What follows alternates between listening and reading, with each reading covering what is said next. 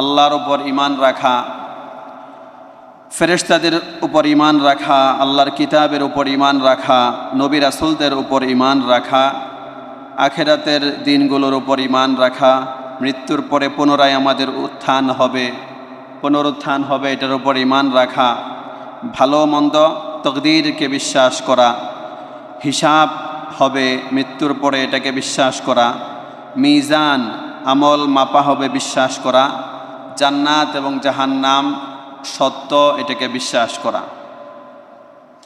তো যে সকল বিষয়ের উপর ঈমান আনতে হবে তার এক নম্বরই ছিল আল্লাহর উপর ঈমান রাখা। তো আল্লাহ সম্পর্কে কি কি বিষয়ে ঈমান রাখতে হবে সংক্ষেপে দু একটা বলবো। আর আজকে আলোচনার মূল পয়েন্ট থাকবে আল্লাহ তাআলা কোথায়, আল্লাহ তাআলা কোথায় আছেন, অবস্থান করেন, এটা আমাদের আজকের আলোচনার মূল বিষয়বস্তু। আল্লাহু আকবার। তো বিষয়টা খুবই জটিল। আল্লাহ তাআলা আমাকে আপনাকে বিষয়টা সঠিকভাবে বোঝার, উপলব্ধি করার এবং আমি যেন ভালোভাবে উপস্থাপন করতে পারি আল্লাহ তাআলার তৌফিক কামনা করতেছি। আল্লাহ তাআলা আমাদেরকে সঠিকটা বোঝার, আমল করার তৌফিক দান করেন, আমিন। মুহতারাম হাজিরিন, আল্লাহ তাআলা সম্পর্কে আমাদের যে সকল বিষয়ে ঈমান রাখতে হবে তার মধ্যে প্রথম বিষয় ছিল আল্লাহ তাআলার অস্তিত্বকে বিশ্বাস করা। আল্লাহ তাআলার উজুদ, অস্তিত্বকে বিশ্বাস করা। তিনি ওয়াজিবুল উজুদ, অর্থ হচ্ছে যে তিনি আবশ্যিকভাবেই আছেন, এটা মানতে হবে, বিশ্বাস করতে হবে। ওয়াজিবুল উজুদ মানে হচ্ছে এমন সত্তা যার কখনো বিলুপ্তি নাই, কোনো একটা সময়ে যার বিলুপ্তি নাই, এমন সত্তাকে বলা হয় ওয়াজিবুল উজুদ। যিনি চিরস্থায়ীভাবে আছেন, তার কোনো সূচনা নাই, তার কোনো শেষ নাই। তো প্রথম বিষয় হচ্ছে ওয়াজিবুল উজুদ, তার অস্তিত্বের ব্যাপারে ঈমান রাখা। কুরআন কারীমে আল্লাহ তাআলা বলেন অফিল আরদি আয়াতুল লিল মুকিনিন, সারা পৃথিবীর মধ্যে হাজারো লক্ষ কোটি প্রমাণ রয়েছে, নিদর্শন রয়েছে যে সৃষ্টিকর্তা একজন আছেন।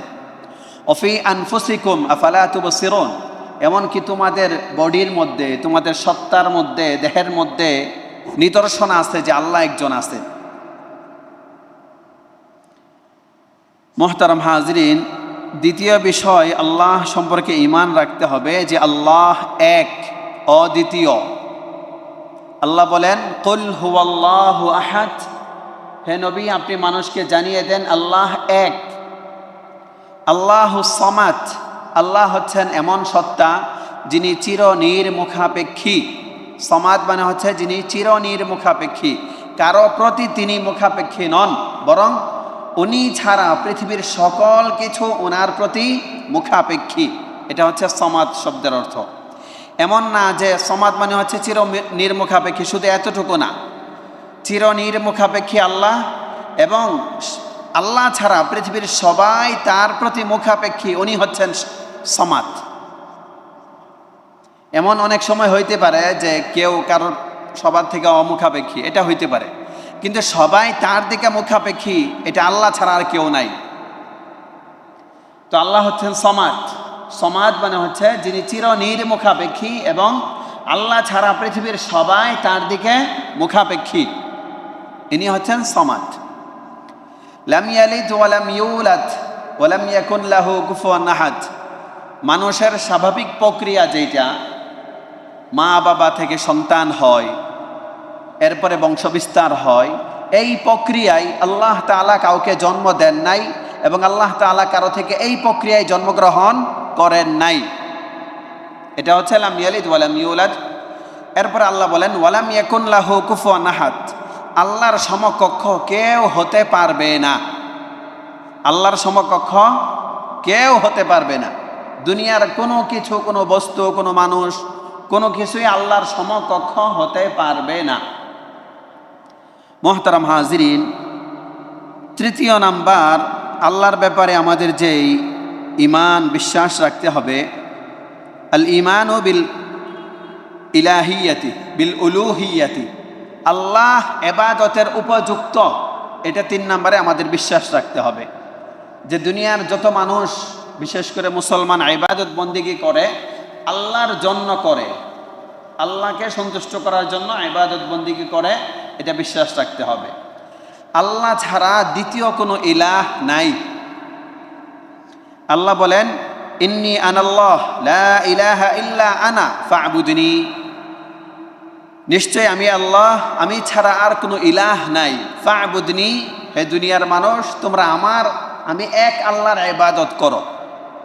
ওয়া আকিমিস সালাতা লিযিকরি, আমার স্মরণে তোমরা নামাজ পড়ো। মুহতারাম হাজিরিন, 3 নাম্বার। 4 নাম্বার বিষয় হচ্ছে আল্লাহ তাআলার ব্যাপারে ঈমান রাখা, যে আল্লাহ তাআলা সৃষ্টিকর্তা। আল্লাহ তাআলা সৃষ্টিকর্তা এবং যত কিছু আল্লাহ সৃষ্টি করেছেন এই সৃষ্টির পরে এগুলোকে আল্লাহ তাআলাই লালন পালন করতেছে, এটা ঈমান রাখা। তো লালন পালন কর্তা মানে হচ্ছে রিজিক দাতা। আল্লাহ সৃষ্টিকর্তা, আল্লাহ রিজিক দাতা, আল্লাহ তাআলা এগুলো পরিচালনাকারী, তত্ত্বাবধায়ক। আল্লাহ তাআলা কোরআনে কারীমে বলেন, আল্লাহু খালিকু কুল্লি শাই, আল্লাহ সকল কিছু সৃষ্টি করেছেন। ওমা মিন দাব্বাতিন ফিল আরদি ইল্লা আলাল্লাহি রিজকুহা, দুনিয়ার যত মানুষ যত কিছু রিজিক গ্রহণ করে এই সব কিছু আল্লাহ তাআলা দিয়ে থাকেন। কোরআনের আয়াত। ইউদাব্বিরুল আমর, দুনিয়ার সকল বিষয় আল্লাহ তাআলা পরিচালনা করেন। আল্লাহু খালিকু কুল্লি শাই ওয়া হুয়া আলা কুল্লি শাইইন ওয়াকিল, আল্লাহ তাআলা সকল কিছুর তত্ত্বাবধায়ক। এই বিষয়গুলো আমাদের ঈমান রাখতে হবে।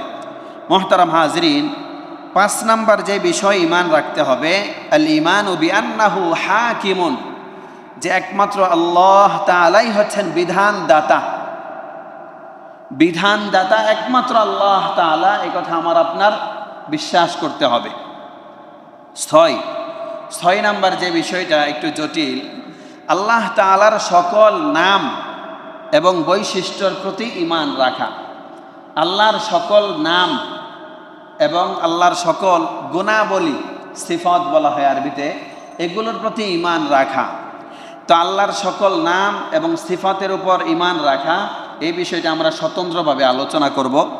আজকে আলোচনার মূল বিষয়বস্তু হচ্ছে আল্লাহ তাআলা কোথায় আছেন, এই ব্যাপারে আমার আপনার ধারণা কি থাকবে, মুসলমানদের ধারণা কি থাকবে, এই ব্যাপারে আলোচনা করব।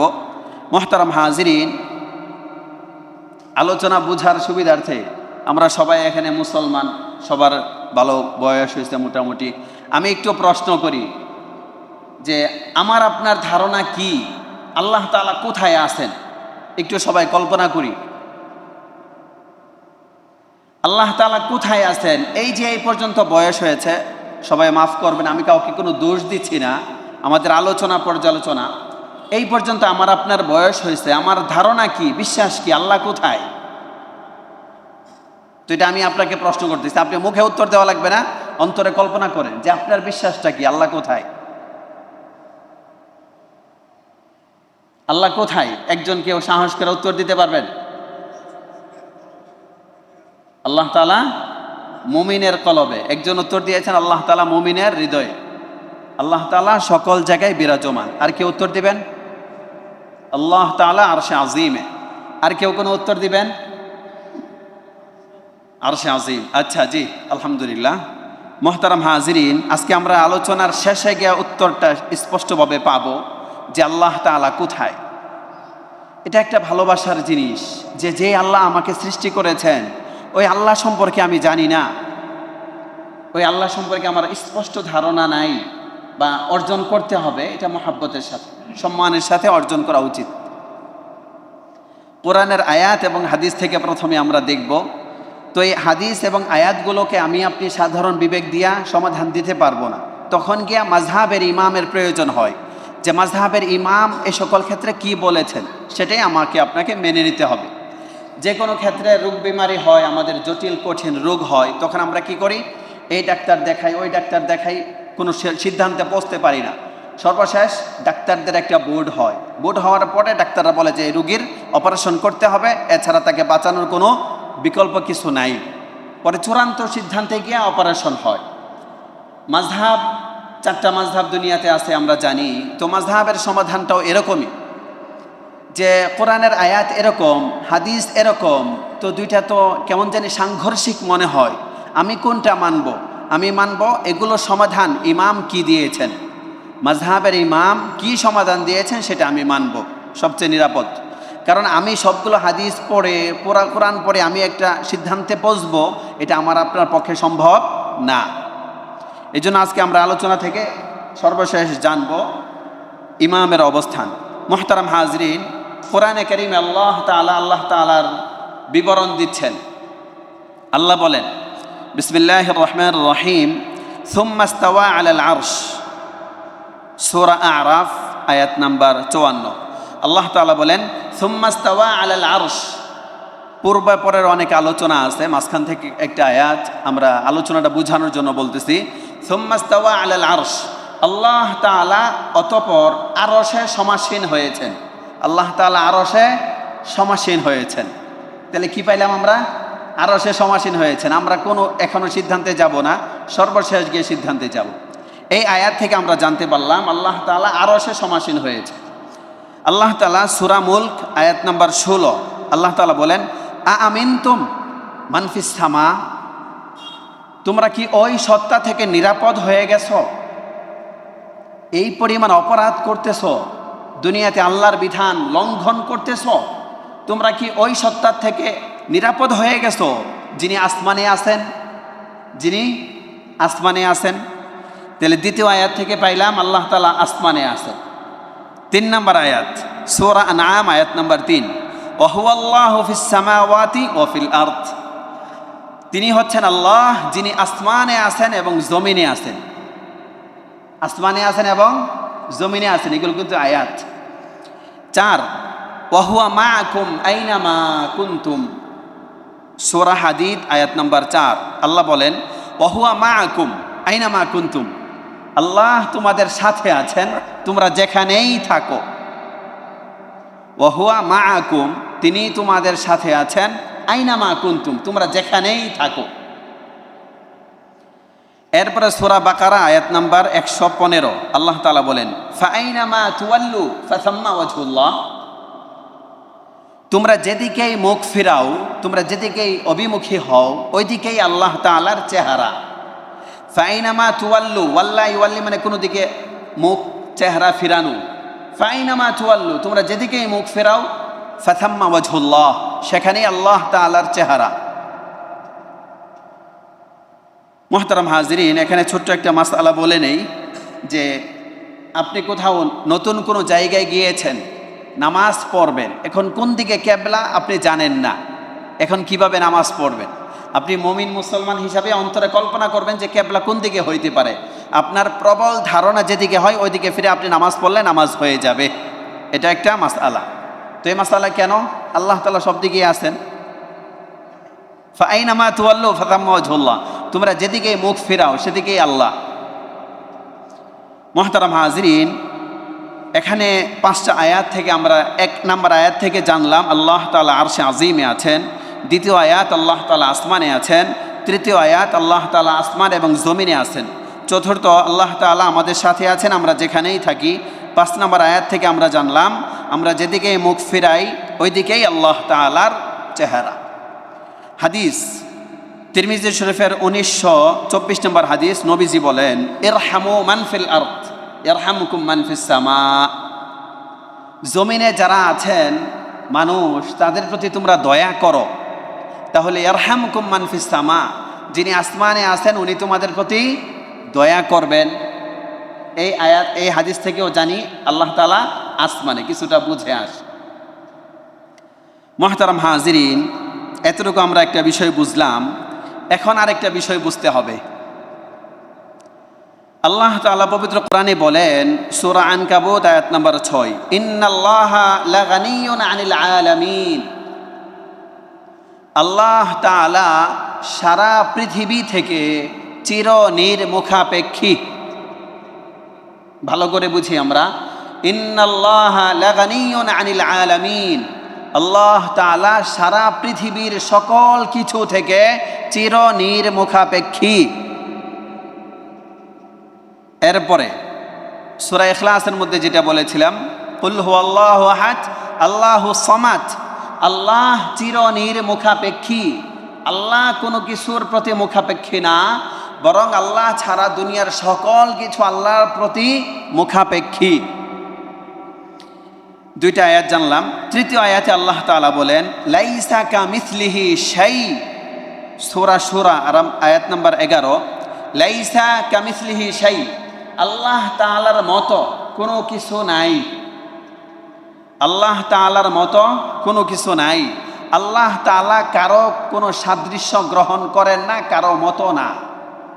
লাইসা কামিসলিহি শাই, আল্লাহ তাআলা কারো মতো না, আর কোনো কিছু আল্লাহ তাআলার সাদৃশ্য গ্রহণ করতে পারে না। মুহতারাম হাজিরিন, এই যে আয়াত থেকে আমরা বিষয়গুলো জানতে পারলাম, এখানে ইমামরা, মাযহাবের ইমাম যে সিদ্ধান্ত দিয়েছেন,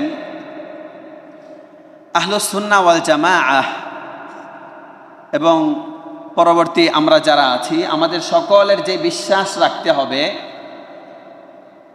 ওয়াহুয়াল আন আলা মা আলাইহি কান, আল্লাহ তাআলা সম্পর্কে আমাদের আকীদা এবং বিশ্বাস, ঈমান রাখতে হবে যে খুব ভালো করে মনোযোগ দেই, এই পৃথিবী এবং সকল কিছু সৃষ্টির আগে আল্লাহ তাআলা যেমন ছিলেন এখন তেমন আছেন। এইটা আমাদের একবার অন্তরে বসাইতে হবে। আল্লাহ তাআলা এই পৃথিবী সৃষ্টির আগে যেমন ছিলেন তেমন আছেন। একটু সবাই বলি, আল্লাহ তাআলা পৃথিবী সৃষ্টির আগে যেমন ছিলেন তেমন আছেন।